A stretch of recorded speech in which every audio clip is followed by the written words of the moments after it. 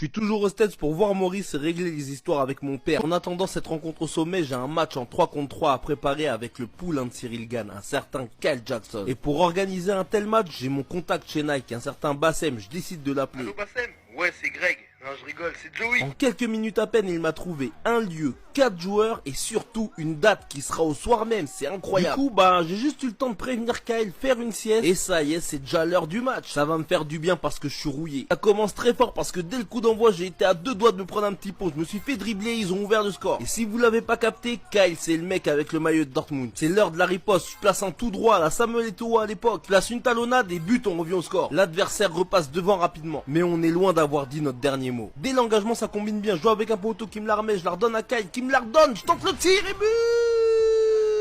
Joey Charo tente de faire des gros gestes pour prendre l'avantage, mais rien ne passe. Et quand je vous dis que rien ne passe, c'est vraiment rien du tout. Leur joueur là, avec un pull rouge, un certain Benny, c'est une machine, y a rien qui passe. Regardez ça, il arrête même sur la ligne. Non, c'est vraiment une dinguerie, même une malédiction. Deux solutions, soit je suis gaze, soit ils sont chauds, mais je pense que je suis gaze. En plus, Théma, les vieux buts qu'ils mettent, zéro spectacle. Allez, back to the basics, je la centre en une touche de balle et but. Plus qu'un et on gagne le match. Et vous savez quoi, je vais laisser Kyle marquer le dernier but. Théma le combo, j'élimine un bout, gratto, puis passe magnifique et but. Let's go!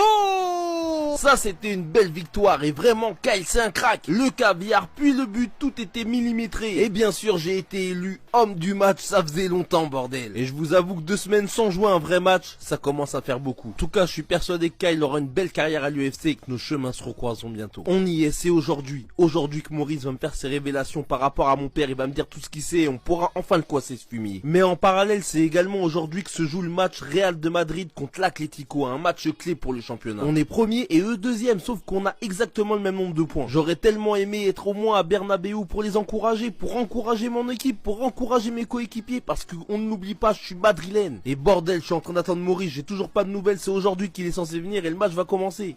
Ça me casse la tête, je tiens pas en place, tellement de questions et si peu de réponses. C'est quoi ce Bumco au sous-sol? C'est qui le garde du corps qui est en bas? J'en sais rien du tout. Et surtout les questions par rapport à mon daron, bordel, c'est qui lui? Qu'est-ce qu'il fout dans ces histoires? Pourquoi il m'a fait ça? Mais malheureusement j'ai pas le choix que d'attendre Maurice, c'est lui la clé. Et dans ce genre de situation j'ai l'impression de servir à rien du tout. Et je vais devoir suivre le match contre l'Atlético du mieux que je peux.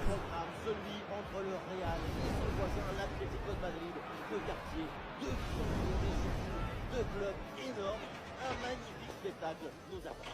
C'est une dinguerie de devoir me taper le match à la télé alors que j'aurais pu être sur place pour le voir. Vraiment je m'en veux de ouf, surtout que c'est l'un des derniers matchs avant mon transfert à United. Parce que oui, mon transfert aura bien lieu et ce sera à l'ouverture du mercato d'hiver. Donc au mois de janvier, dans 2 putains de mois.